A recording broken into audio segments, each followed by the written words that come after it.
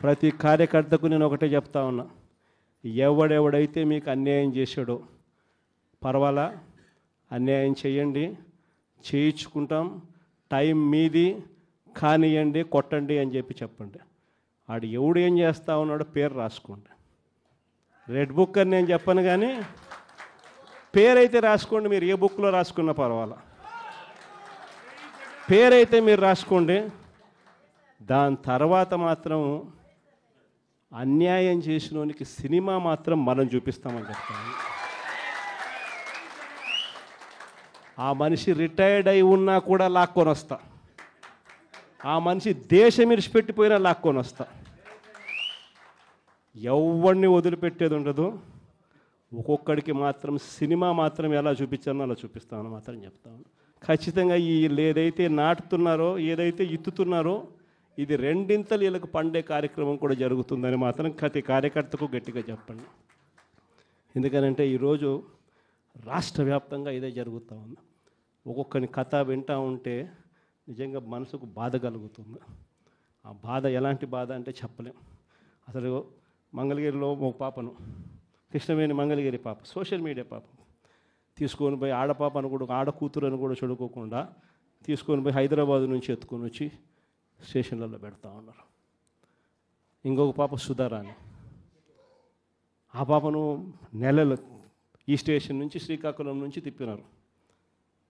శ్రీకాకుళం నుంచి కింద దాకా అన్ని స్టేషన్లు తిప్పుకుంటూ నెల రోజుల పాటు బెయిల్ రాకోకుండా తిప్పినారు.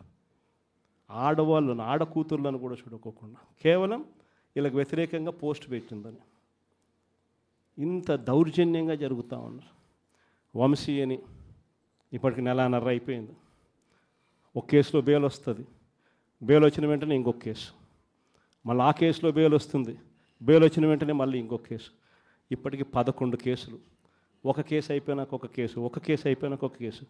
2 నెలలు దాదాపుగా వంశీ ఈరోజు జైల్లోనే కనపడతా ఉన్నాడు. ఇంకొక దళితుడు ఎక్స్ఎంపీ నందిగామ సురేష్ పాపం నెలన్నర రోజులు పాపం జైల్లో పెట్టారు. బెయిల్ రాకుండా అడ్డుకుంటూ జైల్లో పెట్టారు.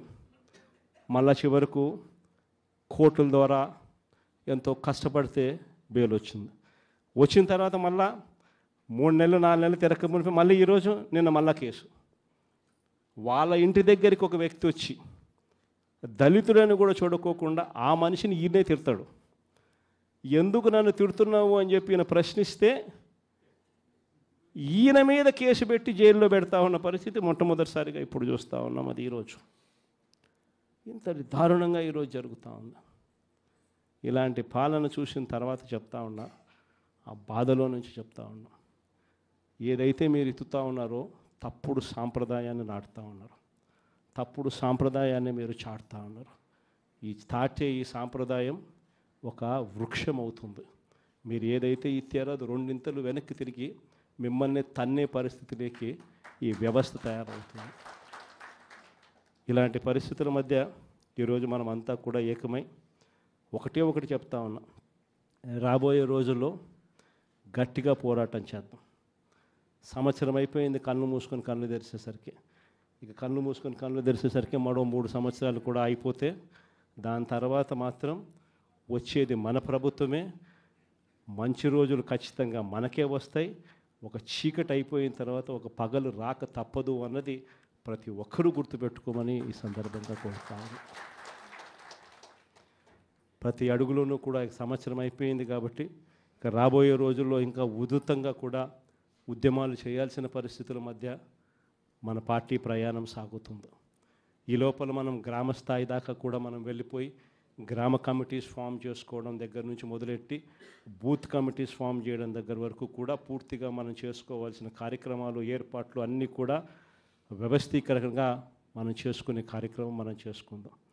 దాని తర్వాత ఉద్యమ బాట పట్టాల్సిన సమయంలో ఖచ్చితంగా ఉద్యమ బాట పడుతూ ఈ ప్రభుత్వం చేస్తూ ఉన్న తప్పులను ఎండగడుతూ, ప్రభుత్వం చేస్తూ ఉన్న తప్పుడు పనులను ప్రజలకు ఎత్తి చూపుతూ మీ పాత్ర మీరు పోషించాల్సిన సమయం కూడా వచ్చింది అని చెప్పడానికి ఈ సమావేశాలన్నీ కూడా ఏర్పాటు చేసి మీ అందరి సహాయ సహకారాలు కూడా తీసుకునే కార్యక్రమం కూడా చేస్తూ ఉన్నాం.